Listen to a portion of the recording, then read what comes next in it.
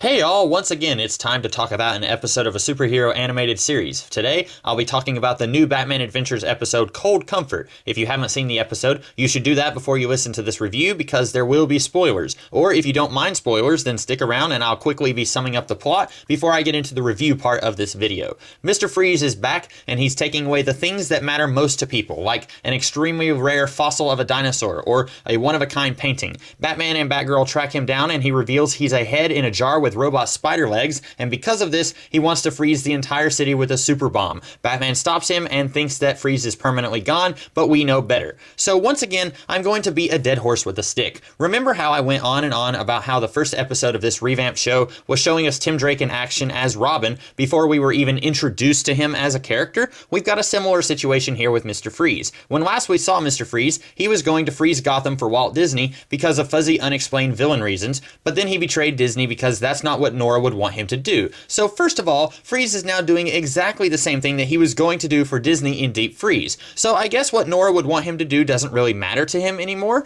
But ignoring that, this episode references the Batman and Mr. Freeze Sub-Zero direct-to-video movie, which hadn't even come out yet when this episode aired. That movie wasn't even going to come out for another 5 months. In the past, this series might have a character get taken to jail, and then in the very next episode they're menacing Batman once again, but that is nothing compared to this. You cannot reference a plot point the audience hasn't even seen yet and expect us to know what you're talking about. If you're doing an in medias res thing where you're just hitting the ground running and you use exposition to catch the audience up, that's one thing, but they're not doing that here because they clearly want us to see the Batman and Mr. Freeze Sub-Zero movie. Otherwise, they wouldn't have made that movie. In addition to Mr. Freeze wanting to freeze the city, which is exactly opposite of what he wanted to do the last time we saw him, Freeze's actions are puzzling for another reason. Why does Freeze even bother shattering a rare dinosaur fossil or a one-of-a-kind painting? Why does he sneak into Wayne Manor to attempt to murder Alfred if he's just going to freeze the entire city later that day? I get that it's so that Batman can track him down before the big finale of the episode, but from a character perspective, why even bother with all of that for villainy? Why not just drop the bomb? Also, when Mr. Freeze is defeated by Batman, Batman basically tries to murder Mr. Freeze. He attaches his Batarang to Freeze and attaches the other end to the bomb, and then he deploys the bomb, sucking Mr. Freeze out of the airplane, and then the bomb blows up, freezing a large portion of the ocean. That's basically attempted murder from Batman, and I'm just not okay with that under any circumstances.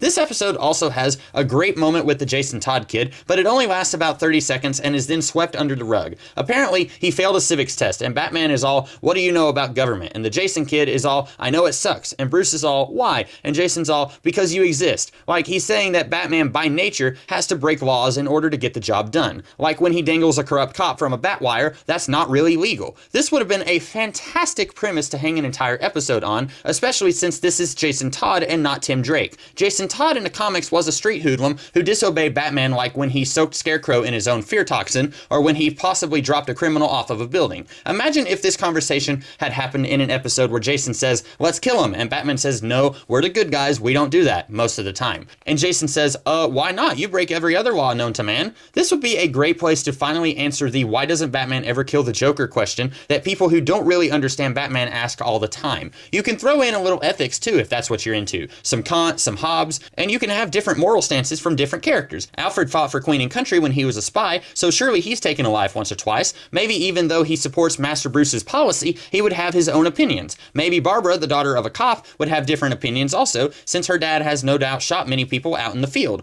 This would have been a great offbeat episode where you wouldn't have to have a big bad guy battle at the end of the episode. Maybe just start the episode with the big bad guy battle, and then the rest of the episode would just be characters talking about why they do what they do and why they do it the way that they do it. Just thinking about the possibilities puts me in a mental happy place. Overall, this episode is just a mess. Mr. Freeze's motivations are all over the place. The Jason Todd thing is weird and out of place in this clustercuss of an episode, and overall the whole piece just feels like it was phoned in by a bunch of talented people who know that they can do better. But those are just my opinions. What are yours? Let me know in the comments below. And if you like this episode, you're in luck because I cover episodes of this series every week. So be sure to check those out every Saturday. And I also do other videos throughout the week, so be sure to check those out if you want to. In the meantime, you guys have a great rest of the day. Catch you later.